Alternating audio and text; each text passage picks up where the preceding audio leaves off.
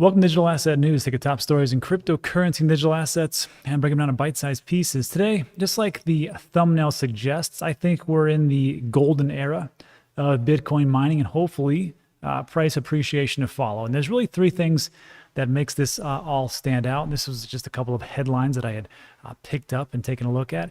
And first up is that Bitcoin miners are not selling. Second up is that the energy consumption has dropped by under 50% from what it was before. And then lastly, the mining difficulty has dropped precipitously. And all these things have occurred as the Bitcoin miners have had a mass exodus out of China into places like Kazakhstan, EU, and North America. So we'll take a look at that on top of the fact that Ricardo Salinas, who apparently is the Mexico's third richest man, says he recommends Bitcoin, and his bank is looking to accept Bitcoin, which is one of the largest banks in Mexico, Banco Azteca. So we'll take a look at those stories, but first let's take a look at what's going on in the market. So just so you know, we've got a nice little recap of almost 1.4 trillion as far as the market total market cap, and which is pretty good because we're at 1.1 trillion. Now we're at 1.4, so a little 300 billion, not too bad. And just so you know, the Bitcoin price is almost 34.5, but the big news is, first of all, everything's up. I mean, you have to know that for right now, but we took a massive hit. We were at $2.5 trillion in April, and now here we are at 1.4. Not too bad, but still not the ideal, not where I expected us to be, but here we are. And just so you know, Ethereum is making quite a big headway, and it's over $2,000 yet again per Ethereum, and it is up roughly almost 16%. Why? Why is it up? Well, if you've been following the channel or any channel really, you'll know that Ethereum is coming up to its EIP 1559, where all those Ethereum gas fees are hopefully starting to be decreased with that London hard fork. And as this happens, it's supposed to happen sometime in July. It's all based on blocks that are minted. So just so you know, you're going to see Ethereum go up and up and up. But usually around the time that things actually happen, it'll actually decrease as people sell off. So on this channel, this is not investment advice. It's just investment opinion, but just be on the lookout for that. And everything's up today, so we'll see what happens. And in my personal opinion, I'm not a big moon boy. I'm pretty conservative. I think we're going to move sideways for quite some time, and nothing's really going to happen until August. Hope I'm wrong, pray I'm wrong, but we'll see what happens. So let's jump into today's top story. So first up, this is pretty good. Bitcoin mining outflows. And all this really comes down to is we had a couple of interviews. We had Ibrahim from CoinMine or Coin1 and CEO of a Bitcoin mining company over there in the UK or England. And he talked about how he's had a massive influx of these Chinese Bitcoin miners saying, we need to set up shop over there now. And then the same thing happened with Winstone. Winstone's CEO came in, said the exact same thing over here in Texas. He said he's got just a massive influx of people saying, hey, we want to set up this Bitcoin mining operation today. Well, the problem is that the infrastructure can't handle it. And as these people start to move over, they're going to need this thing called money to set up all their different operations.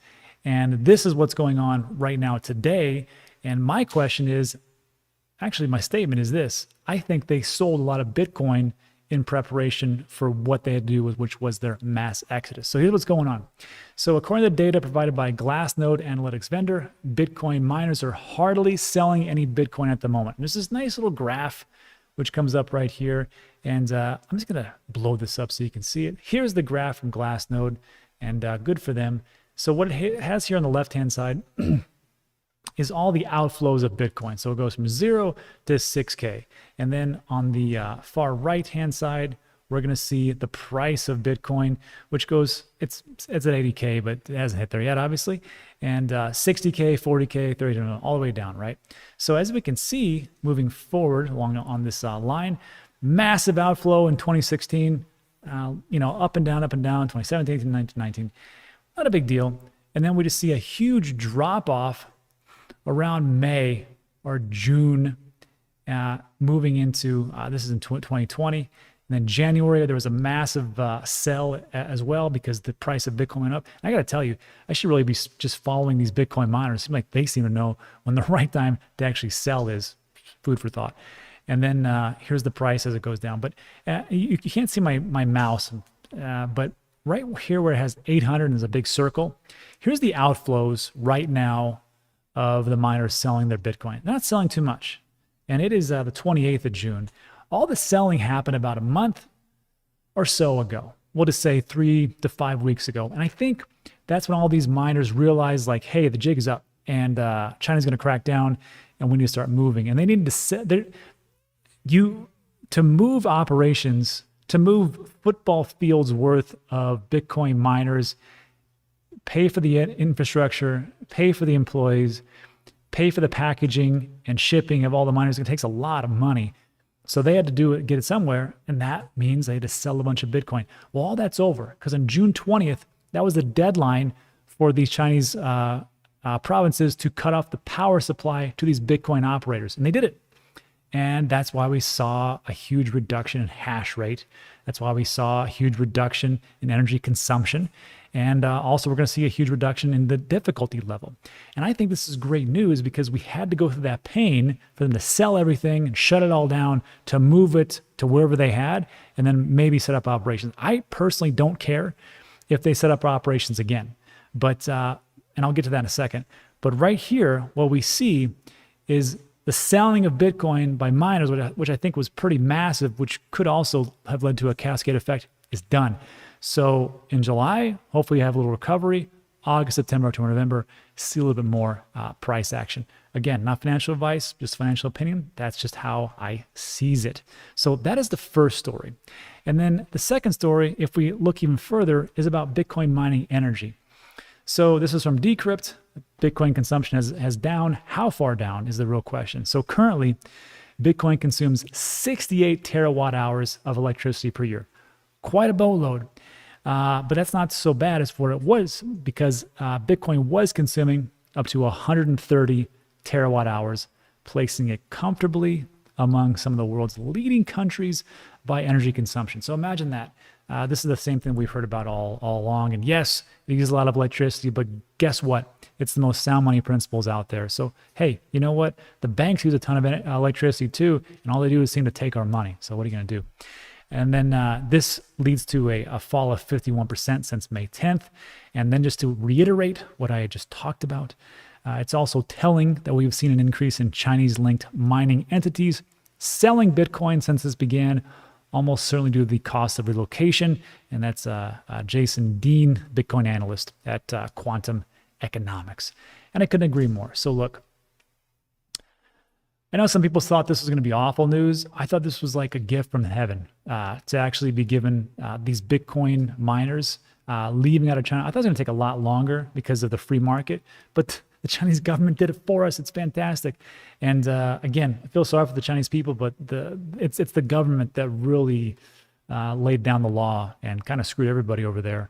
And now they're going to have the digital yuan. I think that's going to be more control, and if they don't like what you're doing, they'll probably just shut down your wallet. So that's the second of three stories, which leads me to my next point when we talk about Bitcoin mining hash rate. And this was a story that just came out yesterday. And just so you know, as the hash rate drops, because all the Bitcoin miners, there's all these tens of thousands of Bitcoin miners, once they start to fall off because they have no electricity in China, then all of a sudden the difficulty level goes down. So I think this is great news for the individual Bitcoin miner. So the hash rate fell from 91 exahashes on June 23rd, which was after June 20th, just like we talked about, following the crackdown in China stemming from 5 Chinese provinces, shutting everything down. And then between then and over the last 3 days, the hash rate has increased 9 to 13%. I don't know if that's because other ones just came up on board or the individual miners came up, but that's a pretty big jump, 9% to 13%. The next mining difficulty drop, which I think this is the big thing, is expected to happen in 5 days. And at current processing power, it could drop around 20%. So look, I had a big problem at one point with the centralization with all these Bitcoin miners. And I kind of just let it go, well, it'll be okay. But in hindsight, we should have been a little bit more up in arms about it. And it was just too centralized. Now that we see it moving out of China, now we're going to see it, unfortunately and fortunately, I think they're going to see a lot of that in Europe, of course, Kazakhstan, and North America. My other concern now is in the short term, this is great because we get out of China, and there's a little bit more of renewable resources, which everybody's up in arms about for some reason. So it's got to be renewable resources. So we can actually track that and have audits because we're not in a communist country, and go from there. Hopefully it all works out. The problem that I see moving forward is the concentration of miners then in North America, or specifically America. And whatever you want to call it, hopefully free market takes over and we can displace it all around the world. But that is what it is. Now I think about it, really in reality, I'd rather have it here in America than I have to deal with the communist country of China and have them with all their, whatever they're doing over there. And again, sorry for the Chinese people. Chinese government really screwed you. And that's a shame, and you can't get cryptocurrency. So let me know what you think in the comment section. I think overall this is great news. And let's finish up with our last piece, which is the Mexico banks, which this is all about Ricardo Salinas. And apparently, I remember him being the second richest man in the world, or in Mexico. Now he's the third richest. I guess he maybe lost a couple billion, but what's a couple billion among friends? States his bank is working to accept Bitcoin. So just so you know, Ricardo Salinas explained that he considers Bitcoin a financial asset, so it is not important to him whether Bitcoin is a currency or not. Smart guy. And he says precious metals are also not currencies. And I think it's interesting that you can use Bitcoin as a store of value, like how we have it here in America and Australia and the UK, or you can have it as a currency, like what they're doing in El Salvador and Paraguay and Central America, and probably maybe towards in Mexico. So I think it's amazing you can do both those things. You can't do that with gold. You can't do it with silver. You can't do it with a painting. Look, I own all three of those things: gold, silver, and paintings. I mean, not good paintings, but okay. And I will just tell you like this: I can't go to 7-Eleven and pick up a Slurpee, whatever. I just can't use it. I can't even use gold, a gold bullion, to go purchase a new vehicle. I have to cash it out, and it's still a store of value. So to have Bitcoin be both, I think it's pretty great, and it's one of those hard assets. So he states, for me, Bitcoin is an asset that has extraordinary properties. All the advantages that Bitcoin has makes gold the modern world. I agree. Salinas is the owner of Mexico's Banco Azteca. We travel in Mexico quite a bit. I've seen them all over the place. I think they got like thousands of different branches. And this is what was interesting. He recommends having Bitcoin in investment portfolios. He says Bitcoin is an asset that has international value. It's traded with enormous liquidity worldwide and should be in any portfolio. And people ask me, they're like, Rob, why do you even talk about these billionaires? Who cares what they say? This is why. Because like Mr. Salinas here, I mean, he's a billionaire. Also, he owns a bank, and he's trying to get Bitcoin into it. So when we start to hear about these bank owners who are big into Bitcoin, that's good for the whole industry. Like, I mean, people can listen to me, and that's great, and I appreciate you, watching the video. But for the mass effect, for people to really come on in, is probably a guy who's got a couple billion laying around and deals with the traditional finance system, has his own bank, and now wants to get Bitcoin into it. So yeah, I like when people say stuff like this because it leads to mass adoption. And then to finish up, he states, governments don't like Bitcoin. It burns them that people can get out of their fiat trap because that's what fiat money is, a fraud. The fraud fiat has inherited the fiat system, and we can see it today in the US, the dollar as hard currency as a joke. And then he gives an example where when he first started in 81, the exchange rate was 20 Mexican pesos to a dollar. And now it's 20,000 pesos for a dollar. So if you think it's really bad as far as like the purchasing power of your fiat currency, imagine holding Mexican pesos. And I remember in 2005 when I moved to El Paso and we'd go over to Juarez, and you could, I mean, the exchange rate wasn't that bad, but now it's just ridiculous. So, I mean, that's a bummer because, the purchasing power goes down. But let's call a spade a spade. We're even losing purchasing power of the dollar. And that's why people are so excited about cryptos and digital assets. So that's just my opinion. And then he talks about Venezuela and Zimbabwe and how the fiat just goes to zero. And actually, Mahoney on his gold program talks about that every single fiat currency has always gone to zero throughout the entirety of the human civilization. So if you think that the US dollar is going to be around forever, hint, It is not. And then lastly, the billionaire confirmed that 10% of his portfolio is in Bitcoin, which is pretty great, right? These billionaires are like, yeah, you know, like PTJ, Paul Tudor Jones and Duncan Miller. They're like, yeah, I got a little bit, but Salinas is like 10%. Yeah, 10% is in Bitcoin. I think these guys, they're just trying to play it down a little bit. They probably have more than what they say because big players don't tell you exactly how much they got. They front run you first, buy it all up, and then go, hey, I have a bunch. And then you're like, ooh, he's got some, I got to get some. That's how it works. He says, I recommend the use of Bitcoin, and me and my bank are working with the first bank in Mexico to accept Bitcoin. And this is hot on the heels of what we just saw with NYDIG and a bunch of credit unions and small to mid-sized banks. And I think it's one of the ways for the banks to compete. And I think this is fantastic. So look, I know it's been a rough 3-4 months, well, 2 or 3 months, we'll say. But I do believe that the market is due for a turnaround. I don't see it happening in July.